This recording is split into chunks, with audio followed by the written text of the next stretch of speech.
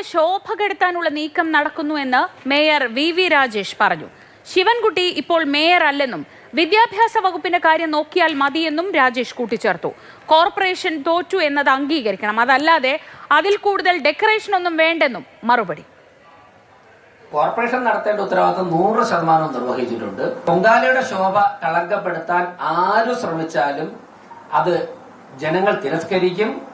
മാത്രവുമല്ല, ഇത്തരത്തിൽ മനോഹരമായി നടന്ന ഒരു ആചാരത്തെ കേവലം രാഷ്ട്രീയ താല്പര്യം വച്ചുകൊണ്ട് വിവാദത്തിലേക്ക് വലിച്ചിഴക്കുന്നത് ആരോഗ്യകരമല്ല.